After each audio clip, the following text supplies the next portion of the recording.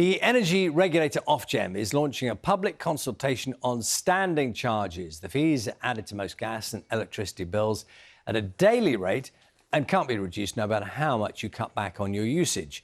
Ben, it's one of those stories people get very annoyed about this, don't understand it, feel it's unfair. Indeed. There's been a lot of anger over the issue of standing charges. These are the daily rates to cover the cost of having your home connected to the gas and electricity supply. And those charges vary depending on where you live. But in most areas, the charge has doubled over the last 2 years. A typical household paying 53 pence a day for electricity and 30 pence a day for gas, adding an extra £300 to the total bill every year. The main frustration around it is that no matter how much you cut back on your usage, there is no way to reduce that price for the standing charge. In recent months, the energy regulator OFGEM has been looking into this charge, but today is the first time they have opened up the possibility of wholesale change or perhaps even scrapping the charge completely.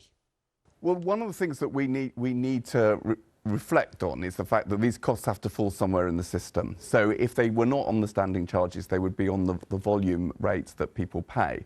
When you're in a period, as we've been over the last couple of years, when those rates have been so high as a result of what's been happening in the geopolitical world, then we risk putting significant costs on some of the most vulnerable consumers. So we have to think very carefully about how we share these costs between different customers. We can't make these costs go away. Well, we don't have any detail on a timeline for this consultation, but OFGEM says it is really keen to hear from customers, and that includes you. But it's not just OFGEM that wants to hear from you. We'd love to hear from you this morning. Get in touch. Let us know what you think of standing charges, your thoughts on that, and also whether you're worried about how much your energy bills are going to be this winter. All the details on the screen for you now.